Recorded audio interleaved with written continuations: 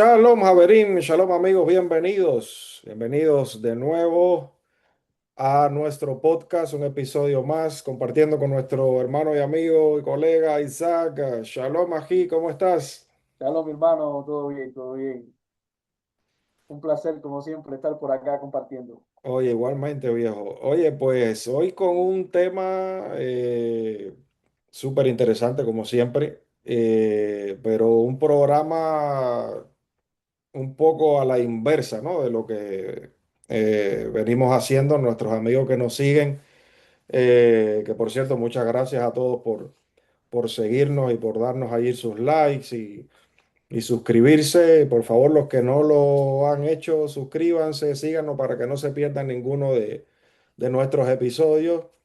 Pero todos nuestros amigos que nos han seguido desde el principio hasta ahora saben que bueno, tenemos la dinámica de traer siempre un concepto desde la cábala y después intentar, ¿no? Encontrarlo en el Nuevo Testamento, ¿no? Pero ahora, pues como que es a la inversa, ¿no? Porque es a partir de un versículo del Nuevo Testamento donde creemos que hay una evidencia muy fuerte de conceptos bien profundos que se explican desde este nivel profundo de interpretación, el Sod, desde la Cábala. Y nos referimos específicamente a la carta de Santiago, ¿no? Popularmente conocida sobre todo en círculos cristianos como Santiago, Jacob en círculos mesiánicos. Pero bueno, vamos a usar la terminología que más popular es para que todo el mundo pueda entender. La carta de Santiago, en el capítulo 1, este versículo 17, vamos a leerlo literalmente, que dice que todo don bueno y todo regalo perfecto desciende del Padre de las luces, en quien no hay cambio ni sombra de variación. ¿Ok? Este es el versículo, Santiago 1:17. No vamos a explicar aquí la interpretación tradicional, que ya la conocemos, lo que se ha interpretado por muchos años, por muchas generaciones, en diferentes círculos. Pero tenemos la sospecha, ¿no? O más que una sospecha, la convicción de que aquí es evidente que hay conceptos eh, cabalísticos bien profundos y toda esta idea del mal, ¿no? Que yo creo que es el meollo de la situación, porque tradicionalmente hay como una especie de batalla de interpretaciones, ¿no?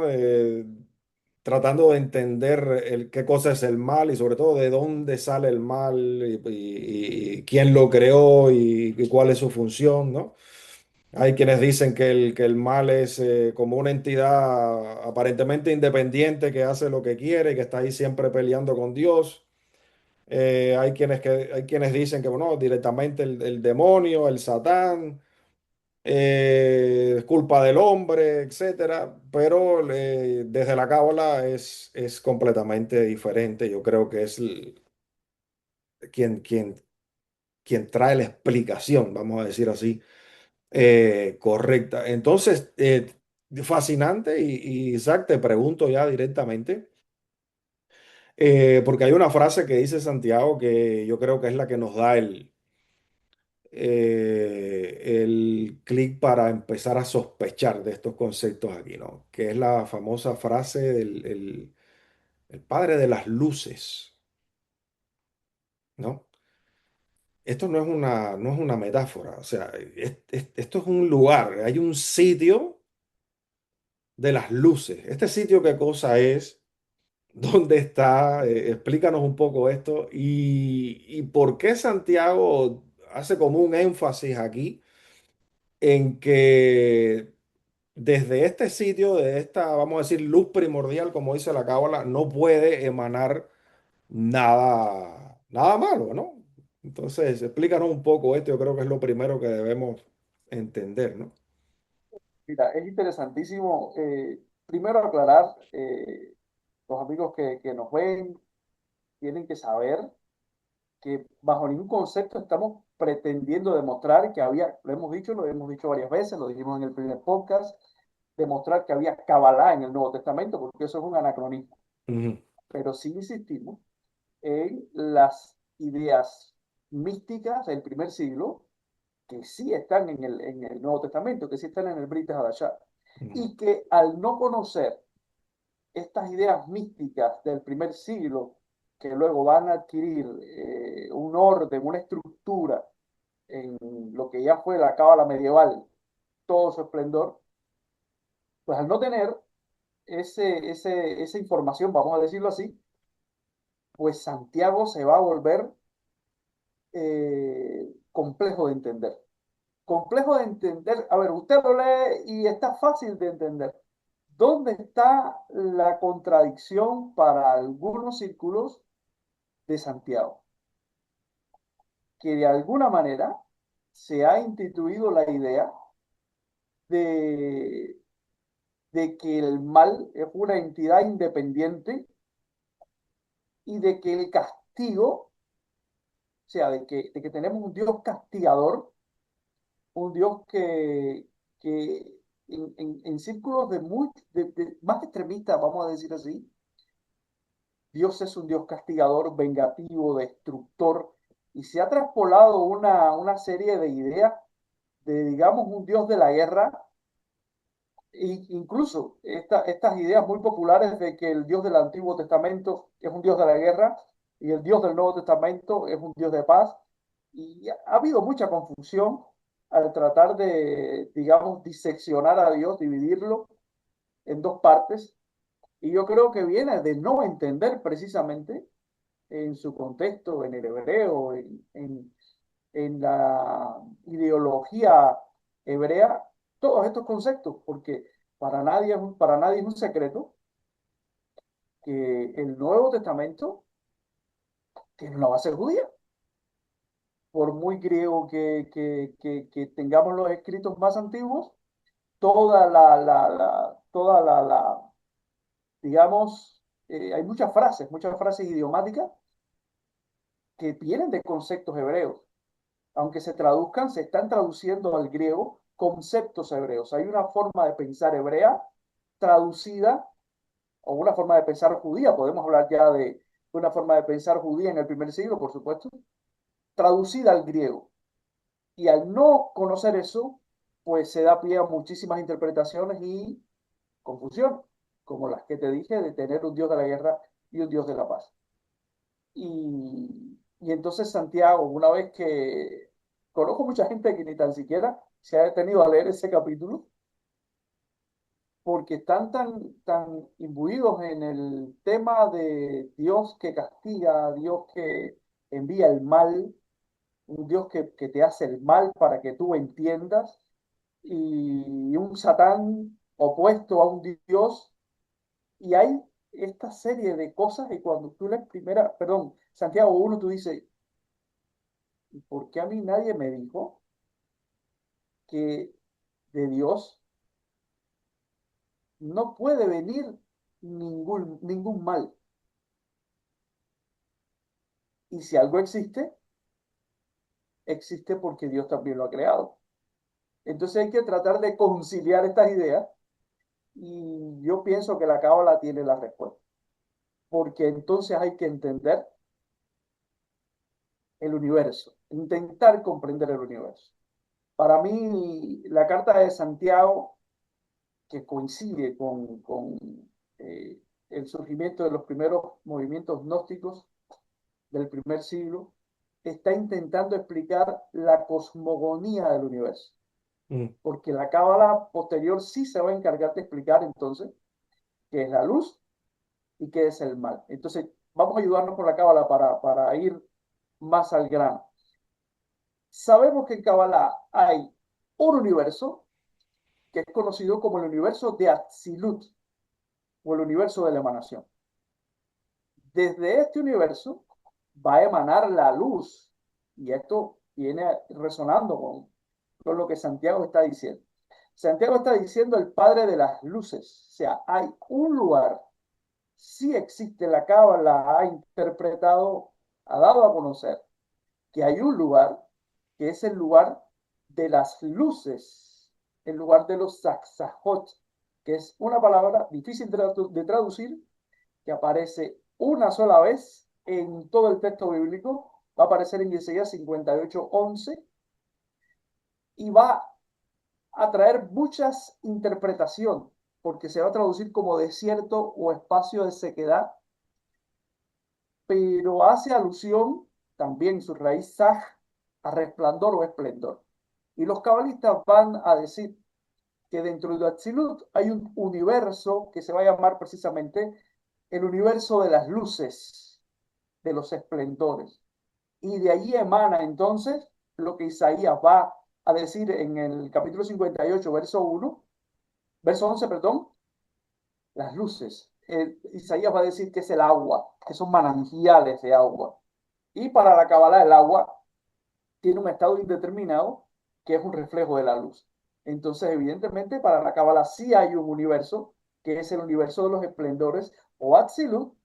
Los esplendores están dentro de Atzilut, pero de Atzilut emana toda la luz. De ahí hay una emanación de la luz y como explica Santiago, dentro de la luz no hay variación. El problema no es la luz. Y Santiago está explicando que todo don perfecto desciende de la luz, que todo lo bueno, todo lo tof, desciende de la luz, que la luz provoca toda la bonanza y toda la plenitud. Ahora, ¿dónde viene el problema? Se necesita un espacio para que esta luz descienda. Y este espacio va a ser esto que conocemos como Tzimtzum, o la autocontracción de la divinidad, del Ein Sof, para dar surgimiento a la creación. Y justamente, vamos a decir, en este evento creativo, pues cuando el Ein Sof se retrae, crea ese espacio en su interior donde va a surgir esto que conocemos como creación, lo que es una retirada de la luz. Y este espacio que llamamos vacío, que realmente no está vacío, cuando la luz se retira, ¿qué va a provocar? Ausencia de luz. Entonces el creador infinito va a crear un espacio de ausencia de luz. ¿Con qué objetivo? Para que en ese espacio de ausencia de luz pueda descender la luz, pueda descender todo don perfecto, pueda descender toda bonanza. Y ese es el punto justo de Santiago. Santiago está haciendo alusión de que debemos entender que la luz que emana de Atzilut es producto del deseo de compartir. O sea, el gran, si se quiere, el gran motivo de toda esta creación, del porqué de esta creación, fue el deseo del Creador infinito de dar, de compartir. Ahora, no podemos entender por qué tuvo el deseo de compartir. Esas Ujú. son las preguntas que podemos hablar mucho de ellas, pero no tienen una explicación definida. Lo que sí sabemos es que esto que vemos, esto que vivimos, esto que somos, es el deseo de esta conciencia infinita de compartir y de dar y de otorgar. Y a eso es a lo que Santiago está haciendo alusión en una primera parte de su carta para entonces contrastarlo con la segunda parte. Para mí Santiago está explicando el proceso de la creación, el proceso en que está emanando la luz y que tenemos que apegarnos y entender que desde este mundo de Atzilut todo es bueno. Allí solo hay luz. En ese proceso emanativo solo hay luz. Solo hay dones perfectos, porque es el deseo puro del Ein Sof de compartir. Entonces, si entiendo bien, estamos hablando de un lugar específico. Este lugar de las luces es un mundo específico, que es Un Atzilut, universo, un exacto. universo específico. Un universo que tiene una serie de componentes bien complejos. Tenemos que entender, es que tal vez tengamos que adecuar incluso el lenguaje a a nuestra actualidad. Tendríamos que hablar allí de un multiverso, multiverso de Atsilut, Ya. porque en Atsilut hay muchísimos procesos en que la luz comienza, la luz va a ser muy sutil en Atsilut. Todavía no podemos hablar de materia, pero dentro de esa sutileza va a haber niveles más sutiles y menos sutiles. Y va a estar dividido, si se quiere, es que es muy difícil de ilustrar. Atsilut va a tener dentro de ese universo varios universos, varias maneras en que el creador infinito va a ir expresándose hacia abajo hasta que se llega a este mundo material que no es más que la expresión del mundo invisible. Y es entonces desde allí, desde donde desciende todo lo que es bueno, allí no hay oscuridad, allí no hay mal. Y ahora esto nos lleva a un punto. Si todo esto que vivimos, y este es el punto crítico de Santiago, desciende de las luces, ¿habrá mal en el mundo? Vamos a intentar responderlo en el resto del Exacto, podcast. ahí es donde está la cosa, porque nosotros, o sea, nosotros como seres humanos nos equivocamos, nosotros hacemos el mal. Eh, cómo relacionamos esto con nosotros, con esta enseñanza, este concepto en el judaísmo del Yetzer Hará, de la mala inclinación? Porque ya sabemos que el problema es una vez que desciende desde ese mundo donde ya está todo bien, todo perfecto, desciende de allí, pero una vez que empieza a bajar ya se empieza a fragmentar y entonces es donde tenemos el problema a partir de allí. Entonces, ¿qué pasa un poquito con nosotros? Porque el judaísmo es muy claro, habla de esta parte nuestra que tenemos, que siempre estamos luchando con ella, llamada Yetzer Hará, mala inclinación. O sea, el ego, todas estas cosas.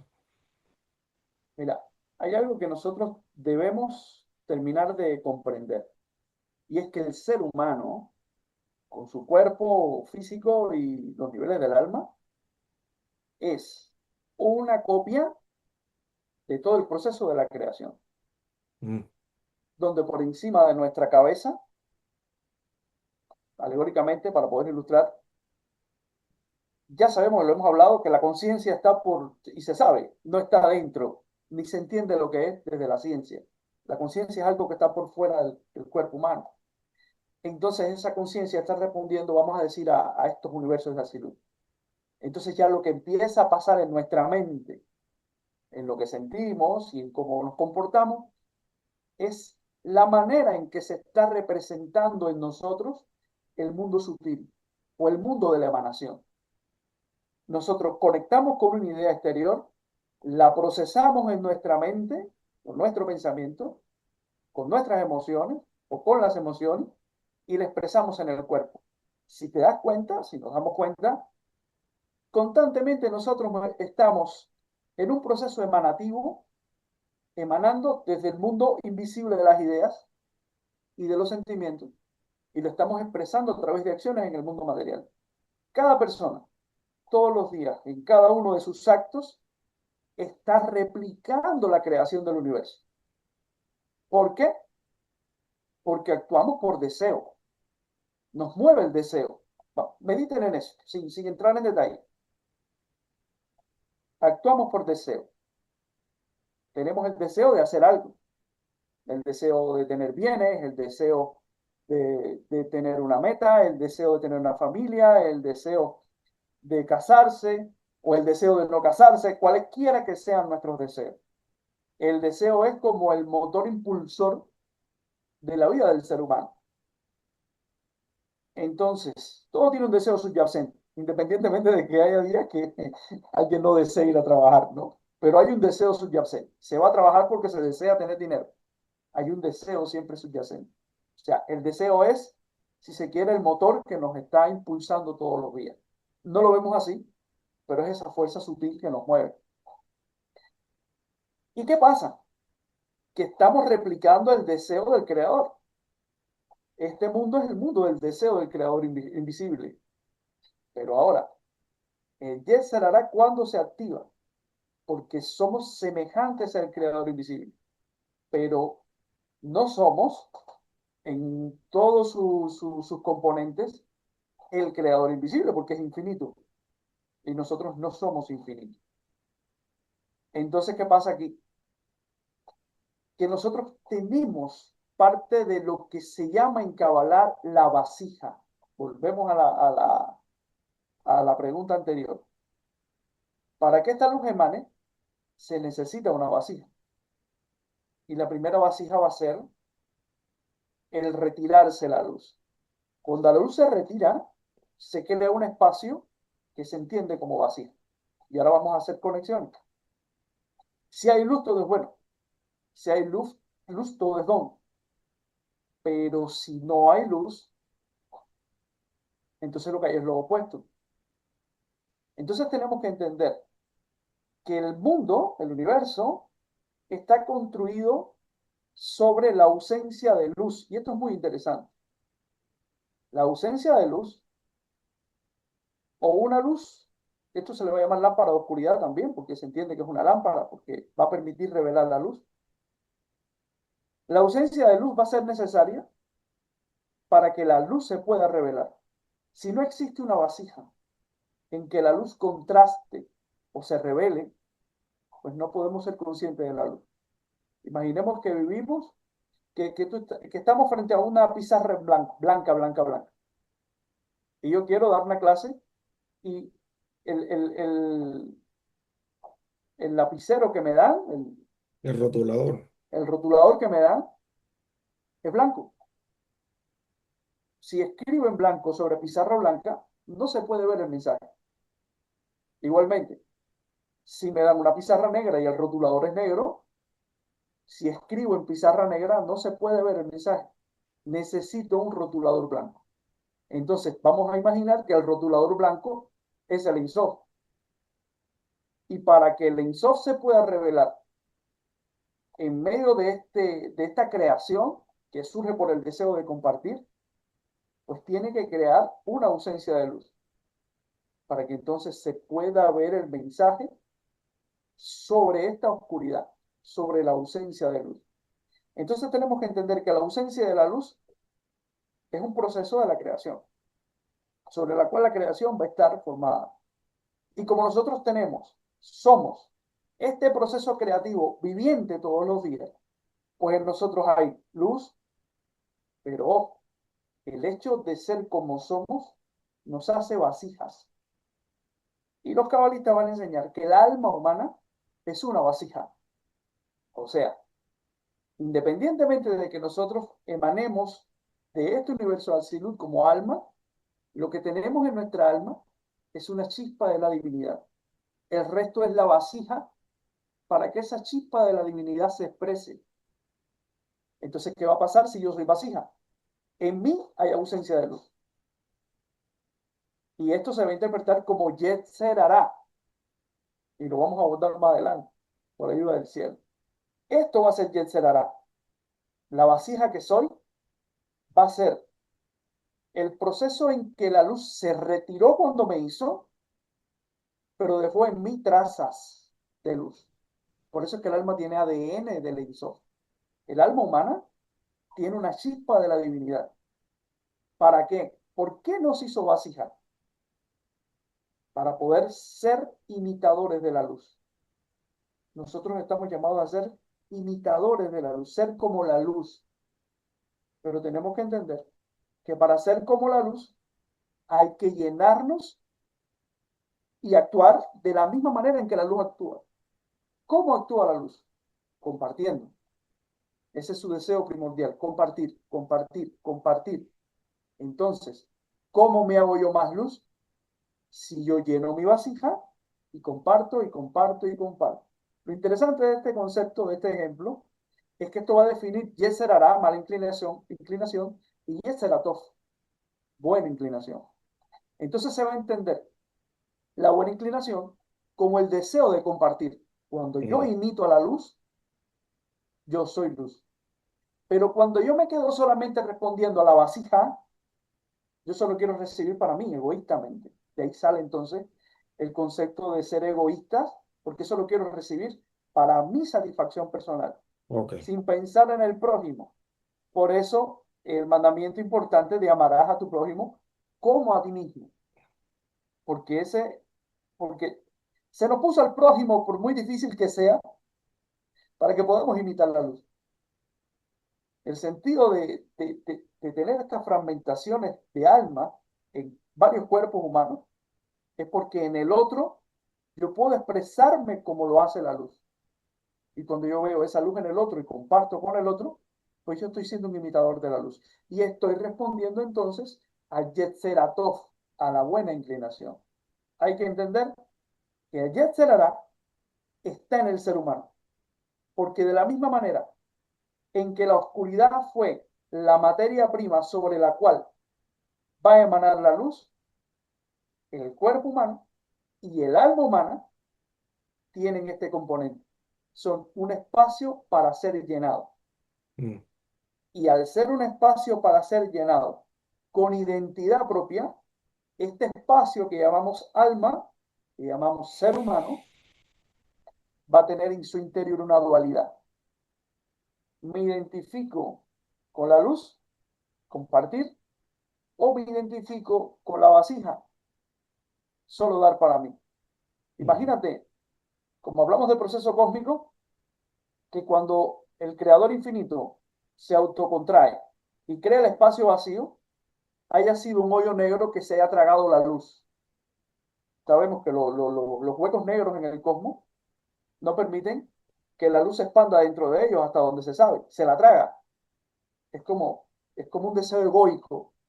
Imagínate, imaginemos, no hagamos el ejercicio de que somos como un hueco negro, un hoyo negro cósmico, cuando quiero solo recibir, recibir, recibir, y esa luz no va a ninguna parte. Pues ¿en qué me estoy convirtiendo? En un ser oscuro, porque el deseo egoísta de recibir genera todos los males, porque es ausencia de luz. Y esto hay que meditarlo, sentarse y Sí, decir, déjame pensar un momento, los crímenes, las guerras, las envidias, las discusiones, la ira, la depresión, cuando si pudiéramos sintetizar en un origen común de todos estos males, el origen común es recibir egoicamente, recibir solo para mí.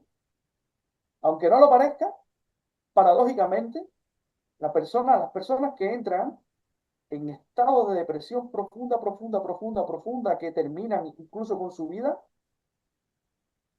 esto es una posición del ego, una posición contraria. Hay dos claro. posiciones del ego, esto lo hemos hablado otras veces. Una es el ególatra, que recibe y quiere todo el tiempo ser reconocido, y el que entra en el estado opuesto. Son dos estados opuestos, pero del mismo sentimiento. Entonces, es egoísmo retrotraerme tanto al punto que desprecio la vida. Es un extremo del ego. Entonces, si pensamos en esto, desde las ideas de la Cábala, Yetzer Hará y Yetzer Atov, mala inclinación y buena inclinación, se resumen en compartir como la luz o en solo recibir y convertirme en un hueco de oscuridad, porque soy muy vasija, no dejo que la luz se revele. Y esto se entiende como mal. Entonces Ya. Santiago quiere que nos identifiquemos con el Padre de las Luces, del cual, y dice, emana todo don perfecto.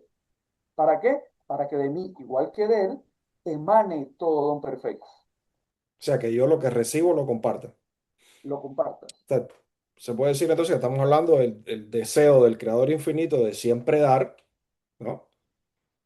Y nosotros como vasija el deseo de recibir. Pero nosotros tenemos esta dualidad de que podemos imitar al Creador infinito en el aspecto de dar, pero también tenemos eso de naturalmente de recibir y ahí es donde entra lo que se denomina y el ser hará cuando yo ególatramente solamente quiero recibir. Ahora me recuerdo el maestro que decía es mejor dar que recibir, ¿no? Ya, ya lo vas Por entendiendo supuesto, mejor. O sea, no es que recibir sea malo, es bueno recibir, pero el recibir tiene un problema que es cuando no quieres compartir lo que recibes, cuando lo quieres quedar para ti. Porque el recibir siempre es bueno, así como lo entiendo, ¿no? Recibir siempre, el dar, perdón, el dar siempre es bueno porque el dar siempre es bueno. estás dando. Es lo que hace el creador infinito desde Atzilut. Doy, doy el deseo de dar. Recibir es bueno, pero el recibir tiene un problema. Cuando me lo quiero egoístamente quedar para mí, ¿no? Entonces ahí es donde está el... Incluso cuando no recibes nada, porque ahora podemos hablar de la envidia. El envidioso es alguien que quiere lo que tú quieres y no lo tiene. mm, Y estamos hablando de deseo. el deseo de Que quiere recibir. la persona que envidia recibir, aunque no lo reciba. Ujú, Y entonces envidia lo puede llevar a, por favor, cuántas cosas. claro. Entonces todo este tema de no codiciar, como se dice en esto que conocemos como los 10 mandamientos, no codiciar los bienes o la mujer de tu prójimo, de tu hermano. O sea, se basa en el deseo de recibir. Entonces, desde este concepto profundo es como que Santiago nos está, como tú dices, nos está aconsejando, nos está enseñando, nos está diciendo, recuerden imitar siempre esta parte dentro de ustedes del dar, ¿no? De la parte Y, de la luz, y ¿no? lo está diciendo claro. Mm. Usted es tentado por su propio mal. Y aquí es donde entran estos conceptos. El Oye, mal entonces, está dentro de nosotros porque es la vasija. ya, entonces déjame preguntarte porque aquí hay que entender sobre todo un versículo bien específico en Isaías, porque si partimos del principio de que en este universo, ¿no? En Atzilut, donde todo es bueno, toda la emanación de allí es buena, don perfecto, llámala bendición, como sean las traducciones. ¿Qué pasa con Isaías, que claramente nos dice que el creador también, o sea, él creó todo? Él dice, yo creo el mal, o sea, yo hice la luz, ya, Ose Shalom, la paz, perdón, Uboré Ra, o sea, yo también soy el que creo el mal. Desde, ¿cómo esta aparente contradicción, cómo la reconciliamos? Y de dónde es que viene este mal? Porque, o sea, de Atzilut todo bueno, pero él también crea el mal. O sea, necesitamos reconciliar este versículo. O sea, Isaías 45:7 para que nuestros amigos tengan la referencia exacta. Isaías 45:7, yo formo la luz, ¿ya? Ose Shalom, Uboré Ra, y creo literalmente el mal o las tinieblas, pero Ra es mal. Ujú. Entonces, todo don perfecto viene del Padre de las luces. Allí no hay sombra de variación, o sea, no hay mal. Pero Isaías dice, yo también creo el mal. ¿Cómo reconciliamos esto? Ahí vamos. Yo creo que lo primero que tenemos es que reelaborar el concepto o entender qué es el mal. Mm, Isaías no está hablando del mal como el mal que nosotros percibimos desde, desde nuestro psiquismo, desde los conceptos humanos, ¿ya? Porque la humanidad ha elaborado un concepto del mal por cómo se relaciona con sus experiencias. Ya, las experiencias que me causan dolor es mal. Las experiencias que me causan carencia es mal. Las experiencias que me causan sufrimiento es mal. Las experiencias donde ha habido asesinato, guerra, hambruna, es mal. Esto es mal, sí, es mal.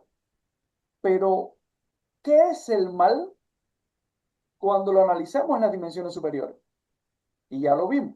El mal es la ausencia de luz. Y tenemos que saber lidiar con esto. Y Bereshit 1 dice que la tierra estaba tohu vabohu, estaba en caos y vacía. O sea, y se interpreta la tierra no como el planeta, sino precisamente el estado de Simsum. Al haber una retirada de la luz, todo quedó caótico.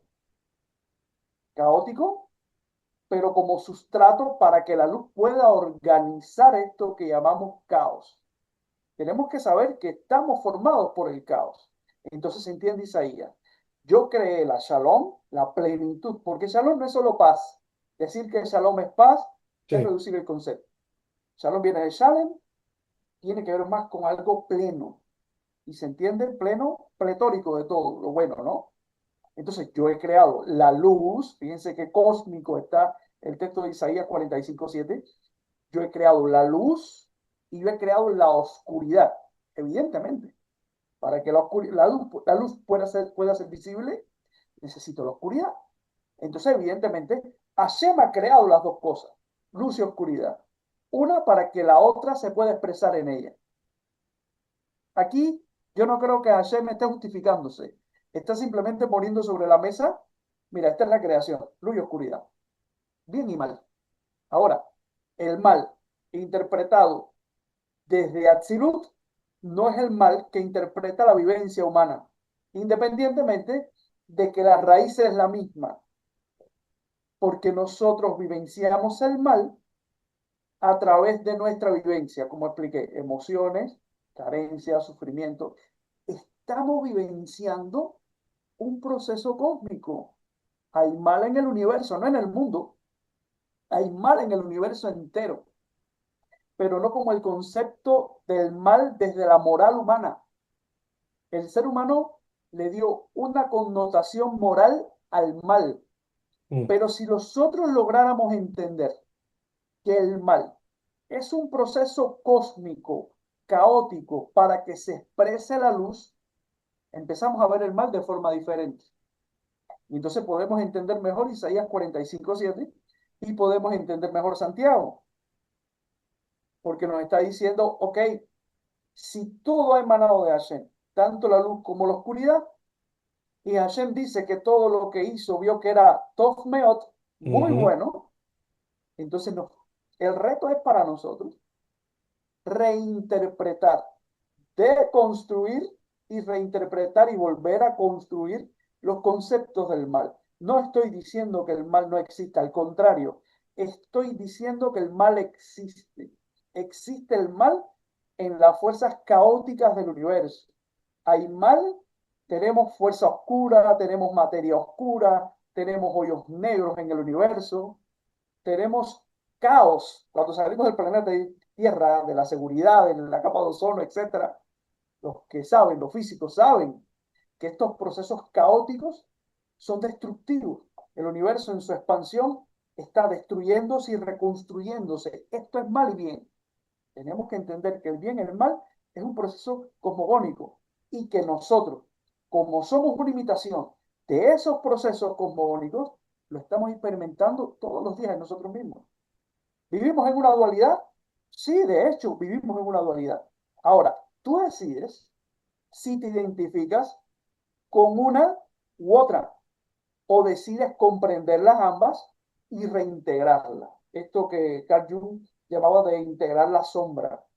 No se trata de combatir el mal, se trata de comprender esta energía que está actuando en mí y que esta energía cuando actúa es para revelar la luz.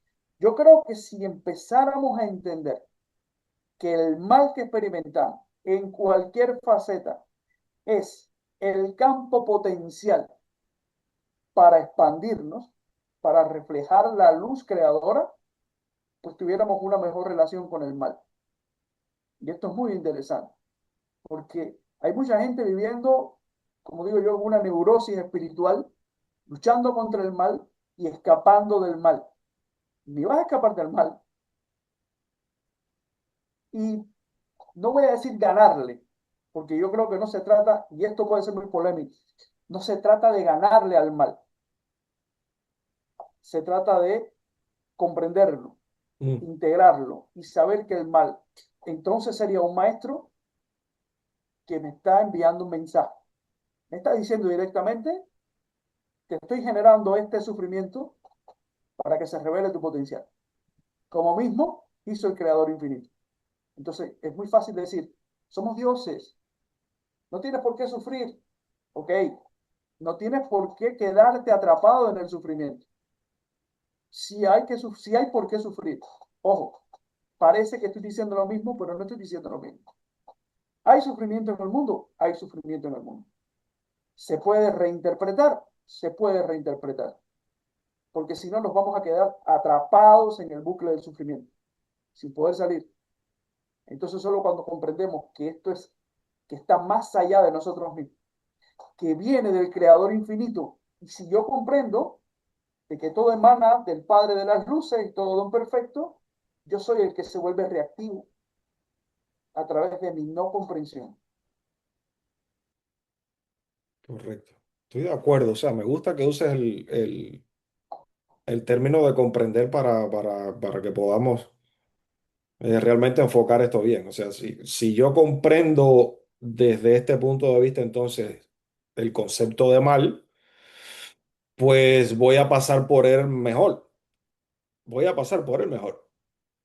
Porque si llevado a procesos cósmicos, el mal no es más que esa ausencia de luz, esa oscuridad que permite que la luz se revele, vamos a decir así, ¿no? Pues entonces, o sea, si es necesario desde cierto punto de vista, es necesario porque si no, la luz no se puede revelar. Es que tanto el bien como el mal, si se quieren analizar desde la física, son energías potenciales. Mm, ¿Qué cosa quiere decir que son energías potenciales?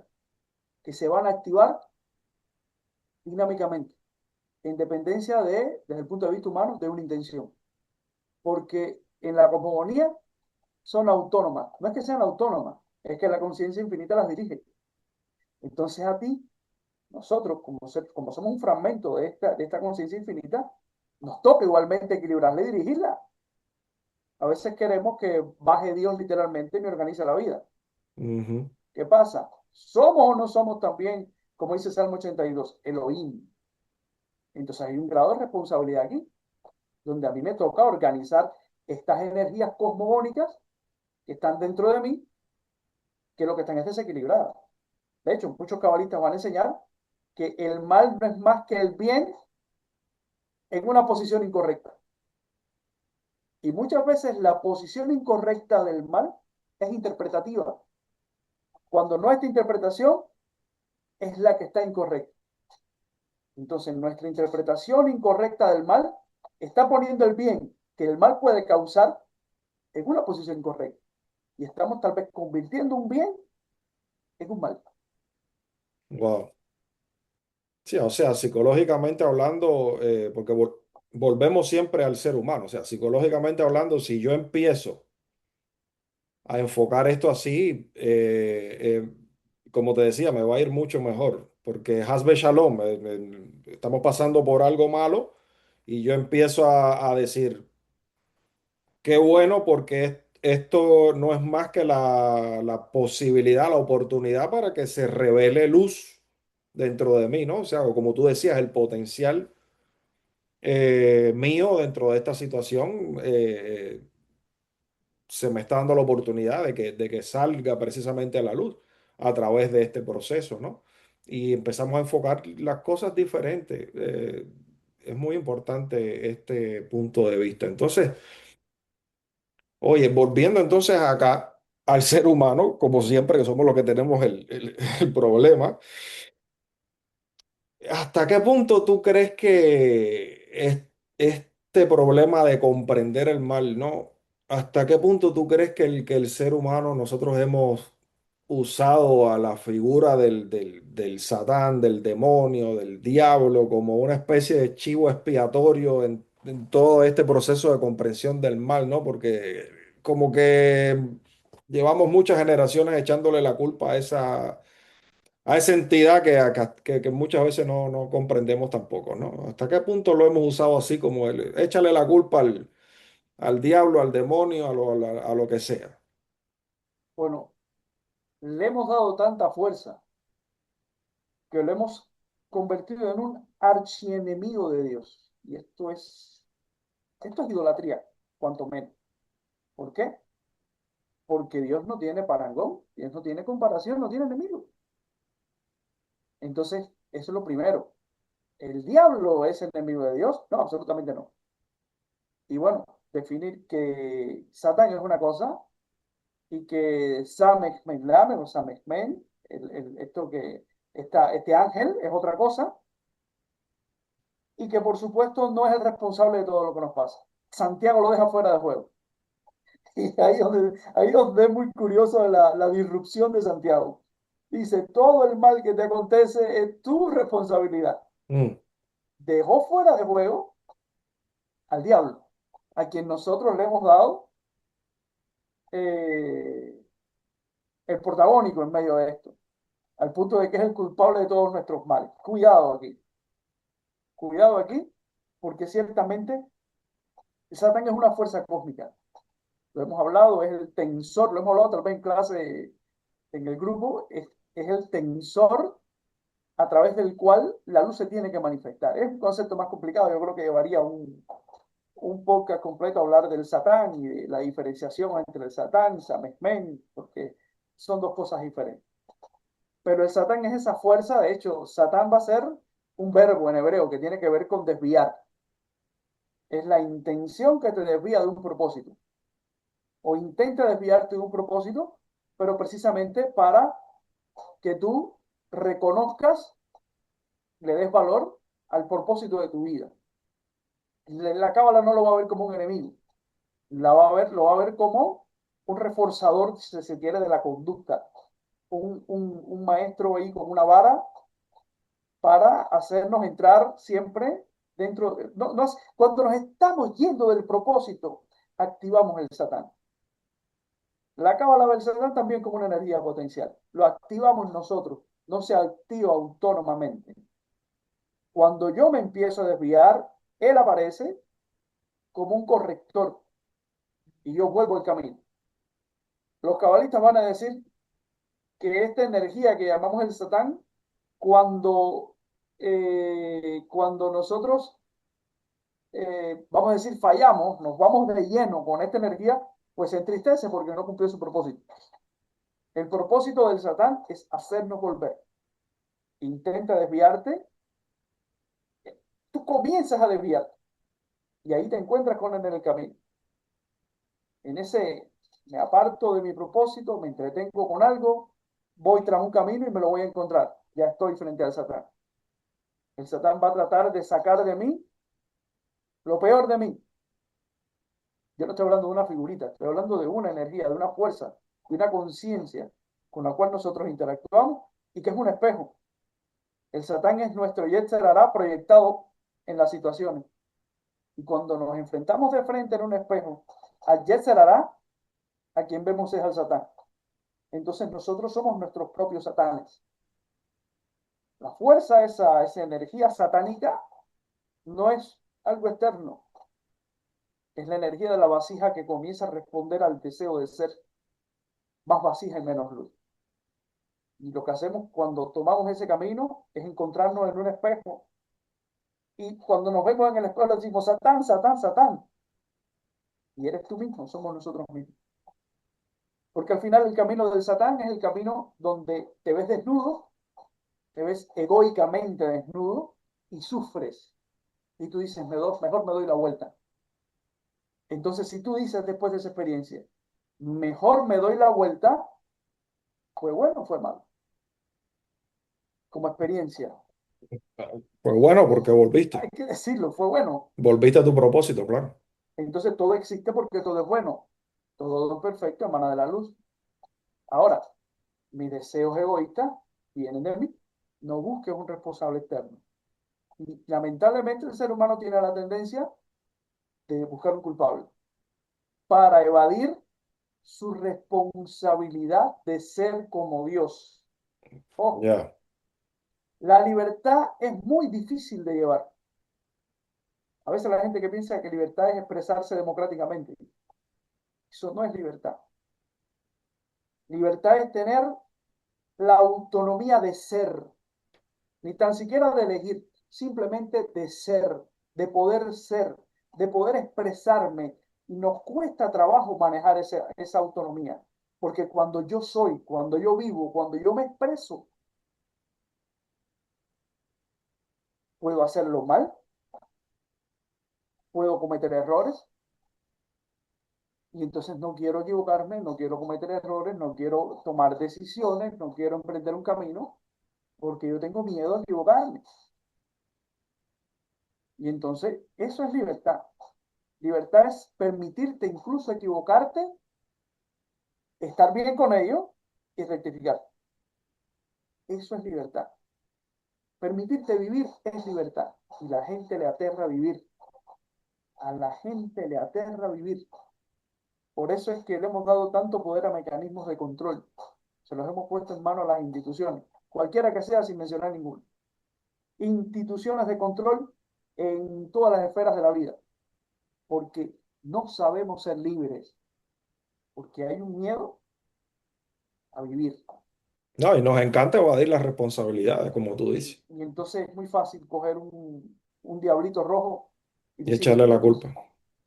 Pero si somos conscientes de esto, cada vez que le decimos al diablito rojo, ¿fuiste tú?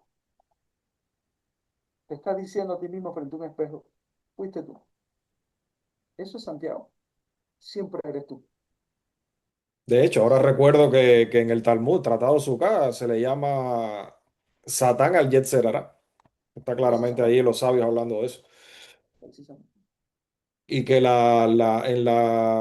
la redención final, la muerte al Satán no es otra cosa que la destrucción del Yetzer Hará, de la mala inclinación. O sea, no evadas Precisamente. tu responsabilidad, sino que afronta. La gran pregunta es esto. ¿Esto va a terminar algún día? Sí, esto es lo que se le llama la era mesiánica, que comienza con una subida de conciencia de toda la humanidad. Mm, ¿Qué es una subida de conciencia? ¿Todo el mundo meditando? No, no. Todo el mundo comprendiendo. Cuando una masa crítica llegue a un nivel de comprensión de esto que llamamos realidad, cuando comprendamos esta sombra, este reflejo, este juego, como eso mismo, como un sueño, y lo interpretemos y podamos experimentar ser libres, yo creo que el Mashiach viene, porque entonces ya viene, y esto es otro tema por correlación energética, por vibración, si se quiere, sí, que ya estamos aptos para recibir un cambio sustancial en la fisicalidad del mundo, donde ya no habrá Yetzer Hará. Y dicen los cabalistas que elegiremos entre lo bueno y lo mejor. Pero eso parte de una comprensión. Hay mucha gente sentada esperando a que mágicamente Dios decida chasquear los dedos ujú, y que el Mashiach baje a arreglarnos el mundo que estamos destruyendo. Ojo con esto. Esto es una forma también de responsabilizar a otros. Aquí le quitamos la culpa al diablo y se le echamos a Dios. Y decimos, no, yo estoy aquí sentado esperando que te envíe el Mesías. Cuidado, la mente no está preparada para recibir el Mesías. No estamos listos cuando leemos y estudiamos desde la profundidad del judaísmo, desde los sabios, ni tan siquiera de la construcción mesiánica de la religión, ni de la rabínica ni de la cristiana, sino desde la profundidad de lo que el Mesías es. Tú dices, no estamos listos todavía. No porque, no porque estemos en guerra, que es un subproducto, sino porque no hemos comprendido de qué va el juego este. Y te lo puedo ya decir con propiedad. Un cambio brusco, aunque sea muy bueno, si no lo comprendes, la mente humana cae en la locura, porque el cerebro, la mente, el pensamiento funciona por patrones conocidos para que pueda mantener una coherencia. Toda nuestra realidad se estructura y la interpretamos sobre patrones conocidos. De hecho, cuando vemos una sombra, por poner un ejemplo, con el rabillo del ojo, enseguida, aunque no tenga forma, la mente le construye una forma, necesita construir una forma, porque la mente en su sistema de seguridad necesita un patrón. Entonces, ¿qué tiene que ver esto con la era mesiánica? Que cuando Masías venga, hay que entender que hay una reestructuración de la fisicalidad. El mundo físico va a cambiar. Entonces, no estamos listos para responder un patrón que no conocemos y la era mesiánica es algo que no conocemos. Entonces, esto de prepararse para la venida, o sea, para la llegada del Mashiach, y tiene que ver con política y tiene que ver con religión. Es un estado del alma, es un estado de la conciencia en este caso, un estado del pensamiento humano, que tenemos que ganar en comprensión de estas cosas y empezar a asumir responsabilidades e integrar a esa sombra cósmica que le hemos dado esa connotación o ese concepto desde lo humano de mal y entender que es un proceso que está ayudando a la transformación de lo que conocemos. En un proceso de destrucción, construcción, destrucción, construcción. ¿Cómo lo vemos? En nuestra propia vida, en los espacios de vacío interno. Me siento mal, me voy a sentir bien. Me siento bien, me voy a sentir mal.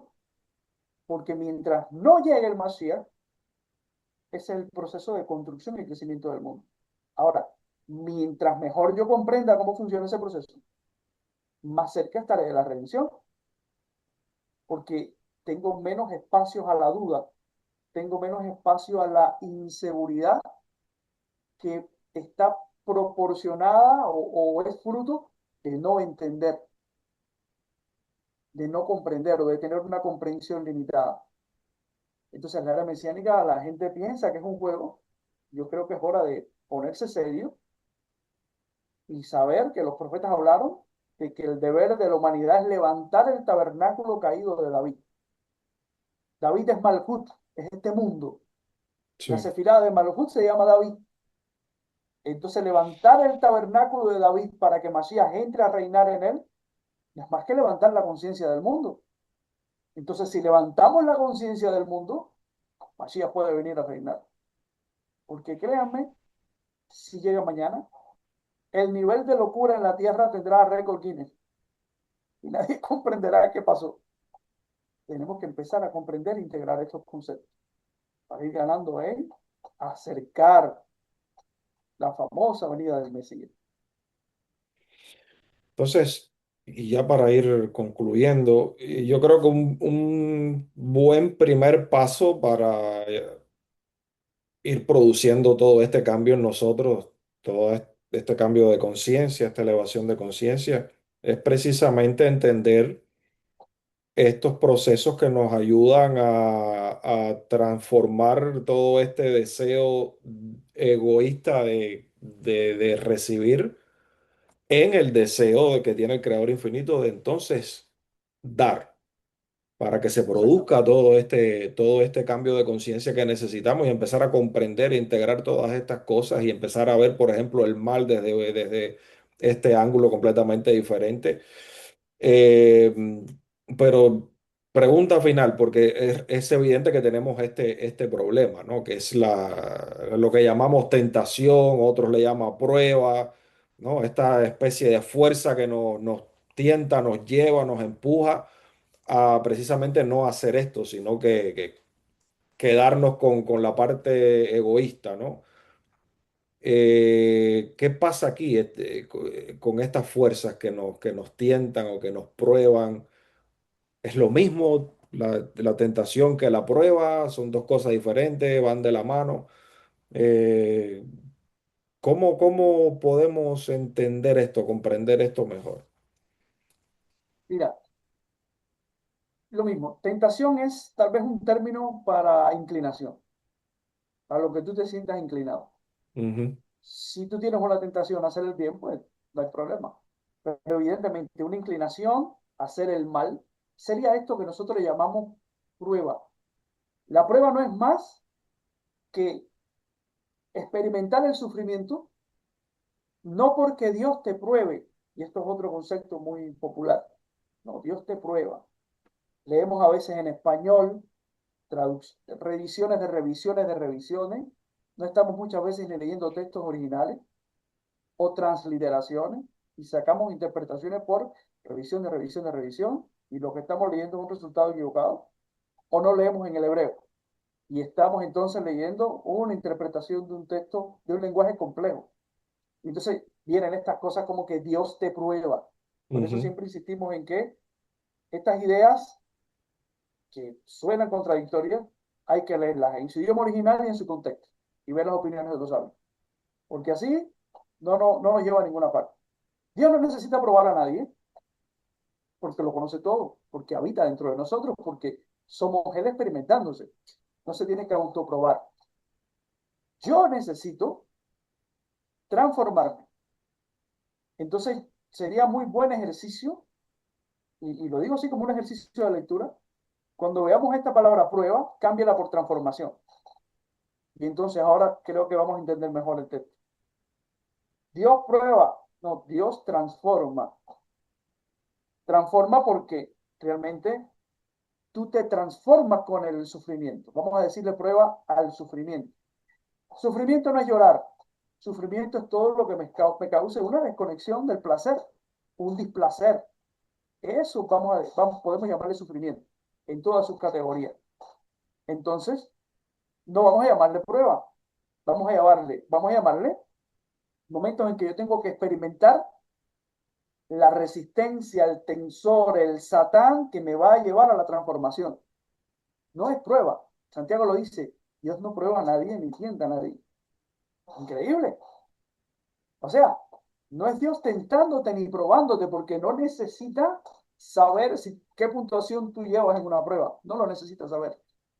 Pero tú sí necesitas un proceso de crecimiento, un proceso de transformación. ¿Qué ganamos con un proceso de prueba o de transformación o de crecimiento? Ya lo dijimos, comprensión, porque cada prueba nos lleva a una comprensión y la comprensión es revelación y la revelación es la era mesiánica. Por eso es que necesito la prueba. Ni castigo, ni tentación, ni un Dios que pruebe a nadie. Yo necesito comprender una percepción del 1% de una realidad del 99% para poder acercar a esa realidad. Es un reto. Ni Ya. es sufrimiento, ni es castigo, ni es un Dios maquiavélico manipulando a la humanidad. Es un proceso natural donde, como dijimos al principio, la creación ocurre en mí, en ti, en cada ser humano todos los días. Se está reproduciendo sin zoom, autocontracción y expansión. Autocontracción y expansión. Y si usted le quiere llamar a los momentos de autocontracción prueba, llámele prueba. Pero siempre tenga en mente que la autocontracción, que la prueba y que el vacío son la materia prima para que tu luz se pueda expresar. Wow. Y al final no, no nos conviene seguir evadiendo nuestras responsabilidades, Así es. ¿no? Oye, Isaac, gracias como siempre por ayudarnos a arrojar un poquito más de luz sobre estos temas y nada, pues ya te cito para el próximo episodio con la ayuda del cielo y a nuestros amigos también. Seguro Gracias que por sí. haber estado con nosotros hasta aquí. Oye, te mando un abrazo y el Eterno nos bendiga, nos guarde a todos. Bendiciones, Chao, hasta la chao. próxima. Shalom.